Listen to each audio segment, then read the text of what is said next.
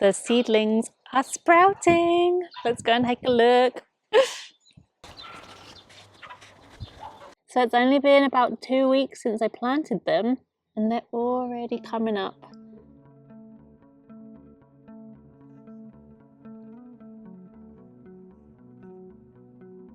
As you can see, I got really excited about my seeds coming up. And now that everything's in action and growing beautifully, I wanted to show you how I filled my raised beds.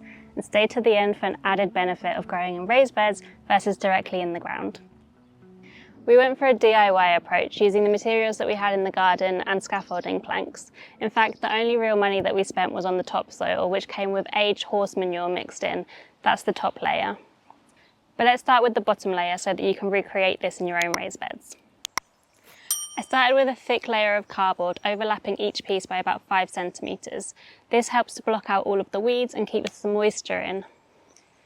Just make sure to remove any tape or labels and don't use anything with gloss or dyes because that will leach into the soil. With the approval of Oliva and Pistachio, we got onto the next carbon-rich layer, rotting wood chips, twigs and leaves. Lucky for us, we had a whole bag full of rotting twigs in the garden. Just see what you have lying around. So our raised beds aren't super high, they're about 22 centimetres deep. We added small and medium-sized branches and twigs. Obviously, if you're trying to fill something much bigger, then you can get away with larger branches. For layer 3, we added a mix of fresh kitchen scraps. We've been collecting coffee grounds, veggie peels, eggshells, all of the good stuff in our compost bin. Since this is one of the lower levels, we took the top layer from the compost bin, since down there it will have more time to decompose, slowly releasing nitrogen into the soil. Then a fluffy, carbon-rich layer of dry leaves to build healthy soil texture. If you're building your raised beds in early spring, then there should be plenty of dry leaves lying around. Next came my favourite layer, the well-rotted food waste from the very bottom of the compost bin. Just looking at this stuff and you can see that it's super nutrient rich and the veggies are going to absolutely love it. And the best thing is that it's absolutely free. And finally, I topped it off with a thick layer of topsoil mixed in with horse manure, which I bought in bulk.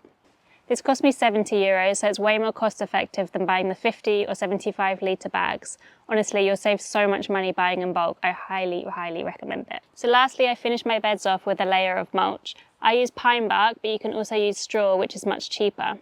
Now, mulching is super important because it helps to retain moisture in the soil, and it's especially important in hotter climates, so it's not a step you want to skip. So now, a month and a half later, and you can see that the veggies are doing really, really well. And the best thing is that the slugs don't seem to come up here, which is a huge added benefit.